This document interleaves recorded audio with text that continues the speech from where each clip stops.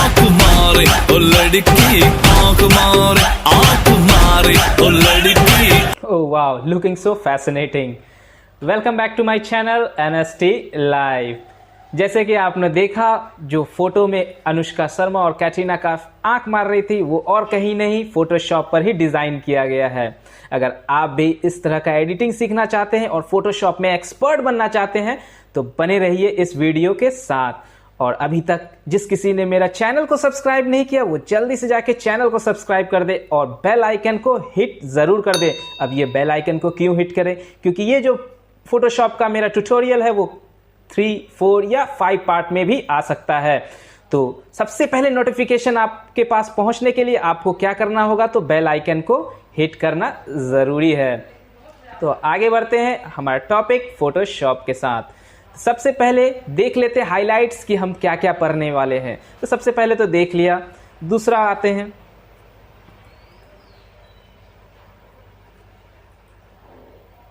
Oh wow, blur effect. इससे क्या होता है कि आपका इमेज शार्प हो जाता है और बैकग्राउंड को क्या कर देते हैं हम लोग, ब्लर। तो डीएसएलआर को गोली मारिए और अपना खुद बनिए एक फोटोशॉप एक्सपर्ट, ताकि खुद से फोटो एडिटिंग सीख जाइए। जा सिमरन, जा जी ले अपनी जिंदगी, जा बेटा जा।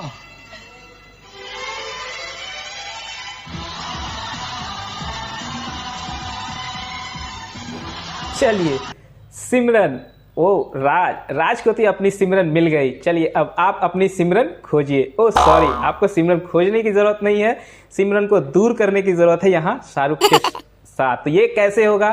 तो ये है मूविंग इफेक्ट। इससे क्या होता है कि बैकग्राउंड को आप क्या कर सकते हैं, मूविंग इफेक्ट में डाल सकते हैं कि लगेगा कि बैकग्राउंड क्या कर रहा है, मूव कर रहा है।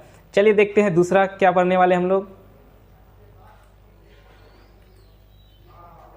Oh wow, photo mask, photo का चेहरा बदलने का टेक्निक।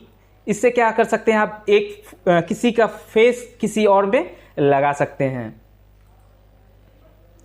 चलिए तो फोटोशॉप का कुछ जानकारी पहले लेते हैं। पहले फोटो का कुछ जानकारी ले लेते हैं ताकि फोटोशॉप में काम करने में हम लोग को आसानी होगा।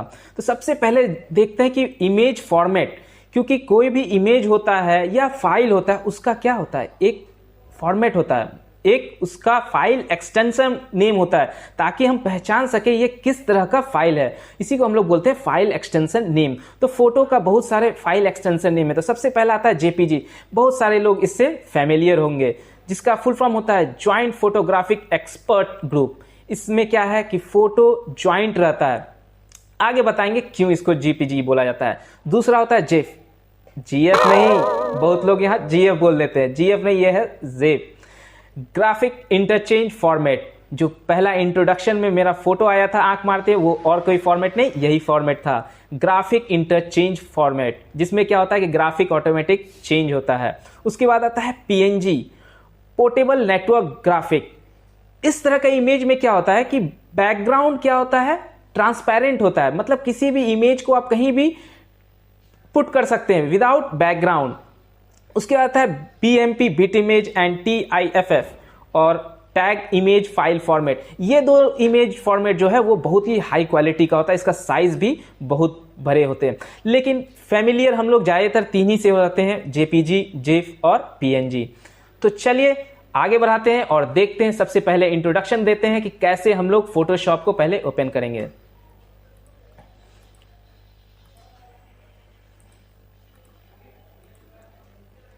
हम लोग जाते हैं स्टार्ट मेनू, स्टार्ट मेनू में जाके ओपन करते हैं फोटोशॉप 7 और यहाँ देख सकते हैं फोटोशॉप स्टार्ट हो रहा है। लोडिंग होने में कुछ टाइम तो लगेगा ही।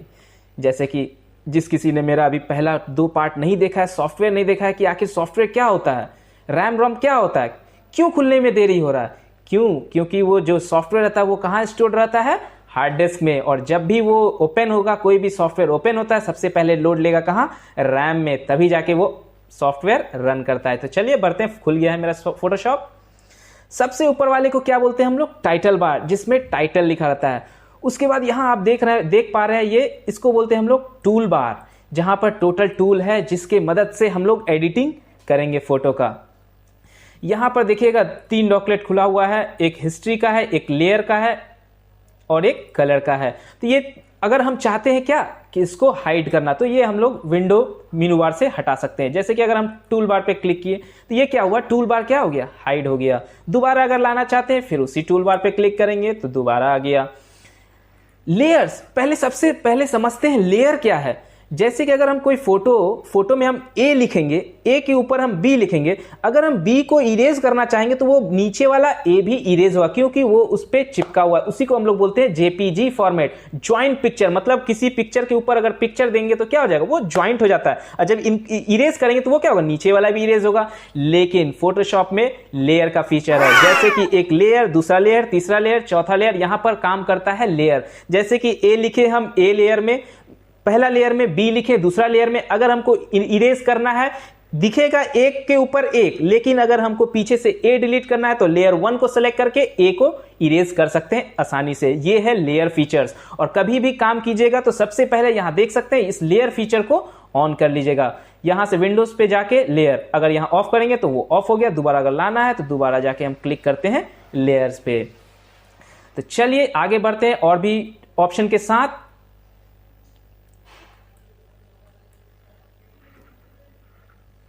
आज हम लोग दो ही टूल्स का इस्तेमाल करेंगे, एक है मूव टूल और एक है रेक्टेंगुलर मार्क्यू टूल, जिससे सेलेक्ट कर सकते हैं किसी भी इमेज को। चलिए तो आगे बढ़ते हैं और देखते हैं कुछ फोटो में एडिटिंग। मेरे पास कुछ इमेजेस है, पहले हम ऑन कर लेते हैं। ओ वाओ, सो ब्यूटीफुल, नजर गरा के देखिएगा। ओ, बोलने की जरूरत नहीं है, आपका तो ऐसे भी होगा।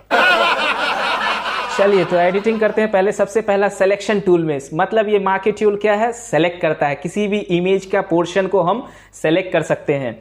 जैसे कि यहां पर है रेक्टेंगुलर, अगर हम इस पोर्शन को सेलेक्ट करते तो ये क्या हो गया, पोर्शन सेलेक्ट हो गया। लेकिन रुकिए, अभी यहां पर फीचर, पहले इसके बारे में बाद में बताएंगे, लेकिन पहले अभी इरेज कर देते हैं। हम इसको यहां तक सेलेक्ट किए, तो अब यहां क्या हुआ, ये जो पोर्शन है ये रेक्टेंगुलर शेप में सेलेक्ट हो गया। अगर इसको मूव करना चाहते हैं तो ये इसके बगल में है मूव टूल बार, इससे क्या होगा कि हम इसको मूव कर सकते हैं। ये देख सकते हैं ये मूव हो रहा है। एक नया, पहले क्या कर लेते हैं, एक ब्लैंक डॉक्यूमेंट खोल लेते हैं। अगर हमको यहां से कंट्रोल Z, अब हमको चाहते हैं कि अंडू हो। अगर हर जगह कोई जानता है अंडू कैसे प्रेस करते हैं, कंट्रोल+Z, लेकिन यहां पर क्या है कि ये एक ही बार हम अंडू कर सकते हैं। अगर मल्टीपल अंडू करना चाहते हैं तो कंट्रोल, Alt और Z का इस्तेमाल करते हैं। देखिए यहां मल्टीपल अंडू हो गया। तो चलिए आगे बढ़ते हैं, फिर से सेलेक्ट करते हैं इस फेस को, इसको मूव करते हैं इसमें। ओ वाह, और यह देख सकते हैं हम इसके पोर्शन को स्क्वायर रेक्टेंगुलर शेप में क्या किए, वहां से कट करके किसी और लेयर में लाके पेस्ट कर दिए। अब यहां पर देखिए सिलेक्शन टूल में जैसे ही हम यहां पर ऑन करते हैं तो ऊपर में एक ऑप्शनल टूल बार है, उसमें यहां देखिएगा अलग अलग फीचर्स है सिलेक्शन का। अगर चाहते हैं क्या, यहां जैसे जूम करना है, अगर हम इसको जूम करना चाहते हैं, इस फोटो को जूम करना चाहते हैं तो कैसे करेंगे, कंट्रोल और प्लस का साइन को प्रेस करेंगे, कंट्रोल और plus, control plus, control plus. यहां देख रहे हैं जूम हो जा रहा है, तो ज्यादा जूम हो गया। अब हमको क्या करना है, सिलेक्शन, सेलेक्ट तो हो गया, अब हमको छूट गया उसका, देख रहे हैं थोड़ा सा चिन्ह छूट गया है, उसको भी सेलेक्ट करना है। तो हम यहां करते हैं अनदर टूल और यहां से और एक सेलेक्ट कर लें। अब यहां देखिए ये पोर्शन भी सेलेक्ट हो गया, ये क्या हो गया, ऐड हो गया। ये ऐड कर सकते हैं किसी, उसके बाद होता है सबट्रैक्ट। इससे क्या है कि सिलेक्शन को सबट्रैक्ट कर सकते हैं। देखिए ये सबट्रैक्ट हो गया, जो भी सिलेक्शन था वो स्क्वायर फॉर्मेट में वहां से सबट्रैक्ट हो गया। उसके बाद आता है इंटरसेक्ट, मतलब कि जितना पोर्शन आप उसको दीजिएगा बस उतना ही पोर्शन रहेगा, और जितना भी पोर्शन पहले से था वो क्या हो जाएगा, अनसेलेक्ट हो जाएगा। जैसे कि हम ये पोर्शन को सेलेक्ट करते हैं, वेट अ मिनट, सबसे पहले सिलेक्शन हटाते हैं, सिलेक्शन करेंगे पहले ये पोर्शन, उसके बाद हम क्या करेंगे, ये सिलेक्शन के बाद इस सिलेक्शन को ऑन करेंगे और यहां से पोर्शन को सेलेक्ट करेंगे। अब यहां देख सकते हैं जो सेलेक्टेड पार्ट नहीं था वो सेलेक्ट हो गया और जो सिलेक्शन पार्ट था वो हट गया। आते हैं इसको मूव पे, पहले करते हैं इसको मूव, इस आई को हम लोग मूव करते हैं यहां पर। Wow, looking so fascinating. दोबारा इसको क्या करते हैं कि इस पोर्शन को सेलेक्ट किए और यहां वेल्डिंग का नहीं, माइनस का करते हैं। और यहाँ से क्या करते हैं हम इसको सिलेक्शन को, सॉरी यहाँ नहीं, इस पोर्शन को माइनस कर देते हैं। तो ये सिलेक्शन देखिए 2 बॉक्स में सिलेक्शन हुआ। अब मूविंग टूल का इस्तेमाल करते हैं। ओ तिरछी निगाहें देख सकते हैं, बस निगाहें आ रही है। उसके बाद आता है क्या, अब यहाँ एक फीचर्स आता है, यहाँ देखिए फीदर। कुछ बच्चे यहाँ मेरा कुछ पढ़ाते वक्त क्या बोल दिए, सर मेरा तो 10 फादर है लेकिन फिर भी काम नहीं कर। अरे भाई तुम्हारा 10 फादर कहाँ से आ गए? अरे वो फादर नहीं है, पढ़ने में देखो मिस्टेक हो जाता है, वो फादर नहीं है फीदर है। देखिए फीदर का इस्तेमाल कैसे करते हैं। जैसे कि हम यहाँ सेलेक्ट किए इस पोर्शन को, पहले इसको नेगेटिव कर देते हैं, हम दोबारा सेलेक्ट करेंगे और ये सिलेक्शन टॉल करते हैं। इस पोर्शन को हम सेलेक्ट करते हैं, इसको यहाँ से हम इरेज करेंगे और दोबारा एक नया खोलेंगे। यहाँ देखिएगा वाइट कलर जो होगा, जो बैकग्राउंड होगा उसको क्या होना चाहिए, ब्लैक वाइट। अभी हम फिलहाल वाइट ही यूज़ कर रहे हैं। चलिए ये बॉक्स आ गया। अब हम यहाँ से करते हैं इसको सेलेक्ट, फीदर हम करते हैं यहाँ पर 20। कुछ आपने नोटिस किया फीदर 20 करने पे क्या हुआ, जो मेरा स्क्वायर था, स्क्वायर का एजेस क्या था, पूरा ये था। अब यहाँ क्या हुआ, थोड़ा सा गोल हो गया। अब इसमें देखिए काम कैसे करता है। इसको अगर हम यहाँ से ड्रैग करते हैं तो ये देखिए, वाह सो फैसिनेटिंग, देखने में कितना सुंदर लग रहा है। उस वक्त क्या था, डायरेक्ट लग रहा है कहीं से कट किए कहीं से लाके पेस्ट कर दिए। लेकिन यहाँ देखिए इमेज का कुछ अलग ही लुक, इमेज का अलग ही कुछ लुक आ गया। अब देखिए इसका इस्तेमाल कैसे करते हैं हम। कोई भी इमेज ले लेते हैं, बैकग्राउंड इमेज चाहिए। जैसे कि मेरे पास एक बैकग्राउंड इमेज है, वाह ये कुछ ज़्यादा सूट करेगा। अब यहाँ से हमको करना क्या है, कैटरीना जी का फेस लेना है और इसको हम लोग कर लेंगे यहाँ से ड्रैग एंड ड्रॉप। वाह लग रहा है ना कुछ फैसिनेटिंग लग रहा है। अब आप सोच रहे होंगे अपने अपने में, सोच रहे हो वाह कुछ तो सीखे, कुछ तो अंदर में हम लोग के भी है, टैलेंट है। अरे हाँ आप लोग में भी टैलेंट है, बस उस टैलेंट को इस्तेमाल करना सीखिए। तो यही चीज़ हम आपको बस बता रहे हैं, कैसे उस टैलेंट को इस्तेमाल कीजिएगा। ये था पहला एक टूल। दूसरा और भी एक चीज़ ट्रिक करके बताते हैं, और भी एक एडिटिंग बताते हैं।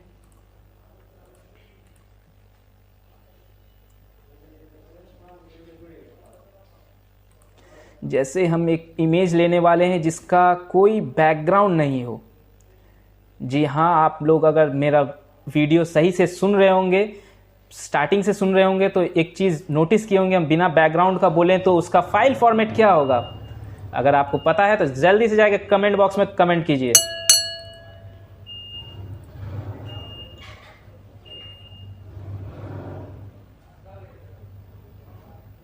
और यहाँ हम कर लेते हैं ओपन। जी हाँ, इसका होता है file format PNG, portable network graphic, जिसमें बैकग्राउंड नहीं होता है, जिसमें हमको बैकग्राउंड चेंज करने का जरूरत ही नहीं है। डायरेक्ट इमेज को पुट करो किसी भी बैकग्राउंड में। घबराइए नहीं, बैकग्राउंड भी एडिट करना सिखाएंगे। ओपन कर लेते हैं कोई भी बैकग्राउंड, जैसे कि मेरे पास बैकग्राउंड है जी, इस बैकग्राउंड को ले लेते हैं। अब करना क्या है, हमको इसमें सेलेक्ट करने का ज़रूरत नहीं। चलिए इसको तो मिनिमाइज कर लेते हैं। ये सब मिनिमाइज होता है तो देखिए यहाँ नीचे चले जाता है। यहाँ से दोबारा हम ओपन करेंगे, मैक्सिमाइज करेंगे, दोबारा अपने जगह पे चल जाएगा। ये बंद नहीं हुआ है। चलते हैं हम यहाँ बैकग्राउंड, बिना बैकग्राउंड। यहाँ से करना क्या, मूव टूल का इस्तेमाल करेंगे और इस इमेज को सीधे ड्रैग करेंगे और यहाँ लाके ड्रॉप कर देंगे। अब वाह सो फैसिनेटिंग, देखने में लगा। अब देखिए यहाँ उसमें बैकग्राउंड नहीं था, हम डायरेक्ट उसको क्या किए, वहाँ से ड्रैग किए और लाके यहाँ पर पेस्ट कर दिए। अब इसमें कुछ इफेक्ट्स डालते हैं। कैसा इफेक्ट्स, तो अब हम क्या करेंगे, इसको ग्रो करेंगे। करना क्या है, अब यहाँ एक चीज़ बताए थे कि यहाँ फीचर्स क्या आता है, एक लेयर का फीचर्स आता है। मतलब जितना भी काम करेंगे उसमें हर एक में एक लेयर बनते जाएगा। मतलब अगर एक लेयर पे काम करते दूसरे लेयर को इफेक्ट नहीं पड़ेगा। अगर हम इसका हाथ को इरेज करते हैं, चलिए देखते हैं, बता देते ताकि आपको समझ में आए। जैसे हम आपका इसके हाथ को इरेज कर, अब देख सकते हैं बैकग्राउंड में कुछ नहीं इरेज हुआ। क्यों, क्योंकि बैकग्राउंड सेलेक्टेड नहीं था। यहाँ देख सकते हैं लेयर में 2 लेयर खुला हुआ है, लेयर 1 एंड लेयर 2। अगर हम लेयर 1 को सेलेक्ट करेंगे, अगर यहाँ इरेज करेंगे तो यहाँ इरेज हो जाएगा बैकग्राउंड। तो हम इसको कर लेते हैं अंडू। करना क्या है, इस लेयर को करते हैं हम डुप्लीकेट, मतलब इसी लेयर का एक और लेयर बना लेते हैं। तो करना क्या पड़ेगा, इसी में राइट क्लिक में ऑप्शन आता है डुप्लीकेट लेयर, लेयर 1 कॉपी और करेंगे ओके पे प्रेस।